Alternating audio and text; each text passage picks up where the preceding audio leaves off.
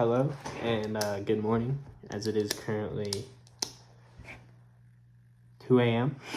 I'm going to be doing my discussion-based assessment today on my historical figure project. It was on Martin Luther King Jr. I would have the slide out, but it's like kind of backwards, so I'm just going to put this over here. Martin Luther King was a leader in the civil rights movement. He was probably one of the most influential people of all time. I really enjoyed studying him. I really enjoyed learning about like all the things that went through his life. I never knew he attempted to commit suicide, and like the depth of the reasons that he did it were really interesting to me. Like, he was supposed to stay with his grandma and he left her to go to some parade, and from what I got, and then she had a heart attack while he was at the parade, and he ended up like getting so grief struck that he attempted killing himself. So to start the biography, he was born 1929, January 15th in Atlanta. He was born into a middle-class African-American family, and he definitely didn't face a lot of the trials that majority of African-Americans were facing at the time, with like wealth segregation and all of that. He definitely wasn't as rich as most white families in his situation, but he definitely wasn't as broke as most African-American families near his situation, if you get what I'm saying. His parents were both college graduates, so they were both educated and they both believed in education, especially for an African-American in a white man's society. He faced prejudice as a young child, and he found sanctuary in his grandma, as I mentioned earlier. She died of a heart attack while he was off at a parade. He got grief struck and attempted to kill himself by jumping out of a second-story window, which I mean, you kind of gotta appreciate the fact that there wasn't like a gun that was easily accessible in the house, or like poison or something that he could have used, because like jumping to kill yourself from a height like a 2-story building is a lot more survivable than like a bullet straight to the head. So like his method technically saved one of the most influential men. I know it's not good to kill yourself in either way, but I think the fact that there were not other accessible manners for him to die really saved like majority of Americans. After this, there wasn't really that much that I could find on his childhood life that was that interesting. So we moved to Morehouse College, where he studied law, medicine, and on his senior year, he studied ministry, which was what his father had studied. After this, he would move on to study ministry at like churches and educate himself in the love of God more. After this, after studying the ministry in churches, he would later go to Boston University, where he would get his doctorate and become Dr. Martin Luther King Jr. While he was in Boston, he would also meet his wife, Coretta King. They would marry June 18th, 1953, the same year he received his doctorate, which is kind of cool. After the arrest of Rosa Parks, the Montgomery Improvement Association would be formed, and King would be assigned as the head of this association. So this would kind of become like his first push into the leadership scenario in the civil rights movement. On January 13th, after this, he was giving a speech while he was part of the Montgomery Improvement Association, and his house was bombed. Luckily, his wife nor his children were killed. Previous to this, I forgot to mention this, his child Yolanda, his first child, would be born in 1955. So this was the first attack I could find on Martin Luther King. That was like a big attack, but it most definitely would not be the last. So in 1957, King would be appointed of another civil rights group. It would be the Southern Christian Leadership Conference. Later in the same year, his child Martin III would be born. King would attend the first meeting with President Dwight D. Eisenhower in 1958, and later this year he'd be stabbed at a book signing. So the attacks were nonstop for him. He faced a lot of abuse from the white community, and yet he still fought for peacefulness and hoped for equality, not like blacks being over whites. He wished for everyone to just be the same. And even though he was terrorized, he still stood on that same plateau. So later, 1960 would become the beginning of the peak of his influence. 1960 to 1965 were the years that I found were essentially like the top, like the pinnacle of his influence in the civil rights movement. Obviously, he would still have some influence after that, but I mean, he still has influence to this day. But that's what I would find. In the 1960s, King would be sent to jail several times, which I think partially like improved his influence, because he would write the Montgomery letter from jail, obviously, and that was a huge letter. But I think a lot of like white people watching him just get thrown in jail constantly, even though he literally just preached peacefulness, and like one of our laws is that you have the right to protest. I think a lot of people saw the hypocrisy in this, and they decided that like enough is enough. Like, we just need to treat people equally. So even though it was terrible that he kept getting sent to jail, I really think it had a lot of beneficial factors to his movement. Yeah, I said that. In 1963, he would write his letter from Birmingham jail, so not in 1960. It explained people's moral obligation to fight unjust laws, which is kind of what I said previously, and he would give his famous "I Have a Dream" speech, which is what this is about, later in his in the same year, 1963. Before this speech, he led a peaceful march on Washington to the Lincoln Memorial. Sorry, I was just spacing that. And this march would get over 200,000 people, which is pretty incomprehensible. Like, that many people following one man, especially one black man at that time. So he would give the speech in front of the Lincoln Memorial, which I think is sort of, what's the word?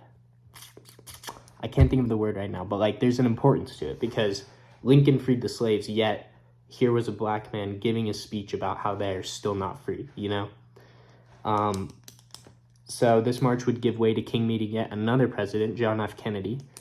In the same year, Rob Kennedy, John's brother, who was head of the FBI, would appoint wiretaps into Mr. King's house, which is insane to me. Like, that's an obvious break of people's rights, but whatever. In 1964, King would meet with Malcolm X, who is another civil rights influencer, who would basically preach the opposite of MLK. He would preach that the white man won't be stopped unless they stop him, you know? Like, they just have to overpower. This would be their first and last meeting. So I didn't get much on what happened there, but obviously they just didn't agree. Separately, Hoover, in the same year, he would meet with Hoover, who was a pretty terrible guy in politics, honestly. He lied a lot. And he actually framed MLK for being a communist and just a bunch of other stuff, because he's just a bad dude. But they would meet in the same year. And later that year, he would also be gifted a Nobel Peace Prize, where he'd get $54,000, and he'd promised that he would put that into the civil rights movement, which is pretty cool. Then after this, King gets shot, and he's killed, and he's buried in Atlanta, and that's the end of his biography, sadly. There's a lot of like speculation behind how he was shot and like the influences behind it. Even the King family themselves have stood up in court and said the guy who was indicted for it didn't kill them, like it was the CIA or the FBI. And honestly, I mean, like, if the family's saying that, I kind of believe it, but what are you gonna do? Like, it's the government, you're not gonna win. So the context for this speech: by 1963, the year it happened, King had grown his influence. As I said, 1960, 1965 would be the peak of his influence. King had previously been incarcerated for obviously prejudiced stuff, like obvious. He'd been one of the most peaceful protesters in all of U.S. history, and all of history besides Gandhi, which he based his protests after, so it just wasn't right. And civil rights were at an all-time high, as more people just started to use the doctrine of equality as something that needed to happen. A lot more white people started moving towards this, and a lot of white people were in the crowd when he gave this speech, actually. More than 200,000 people were at Washington, as I mentioned previously. And yeah, so it was at the Lincoln Memorial, and I believe this was a nod towards Lincoln freeing slaves while their descendants stood to listen without truthful freedom. In summary, the speech begins with King nodding to the fact that the Emancipation Proclamation was signed. However, 100 years later, the black man was still not free. He then moves to the fact of God and our country's constitution, which both state all men are created equal under God, and yet they weren't. So, as the speech continues, King invites Americans to rise from the dark pit which we had fell. He also wishes for people of color to not hate the white man, but to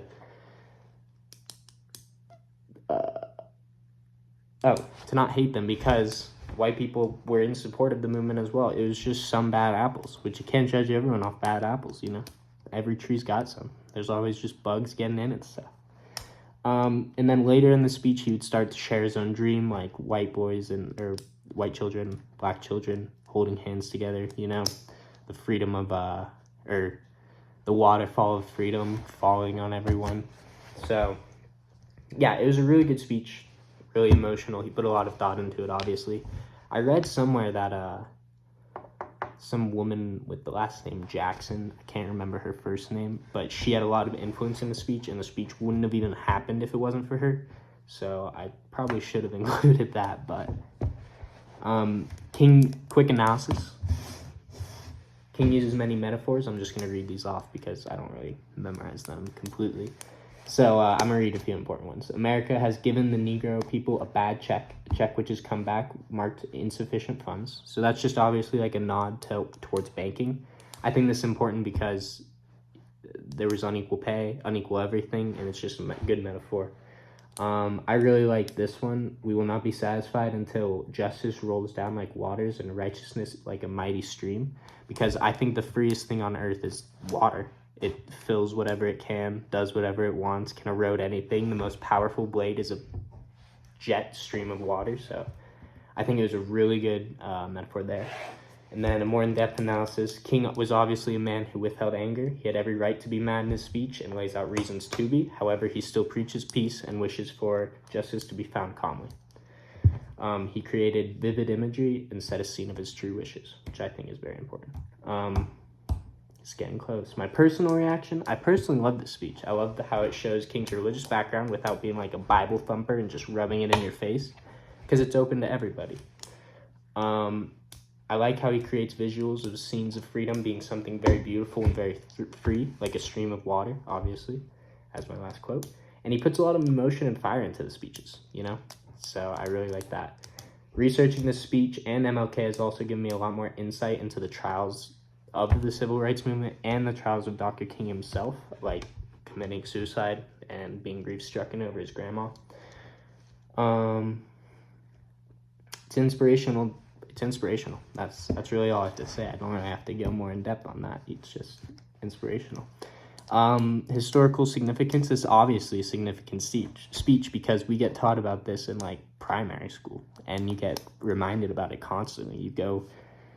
I don't think there's a single American in this day who hasn't heard the I Have a Dream speech. So the historical significance is beyond anything. And it proves itself as King had made many trips to other countries to preach the same. And a lot of other countries, even now, still use the teachings of Martin Luther King and the speech to fight for freedom. So the historical significance is obviously there.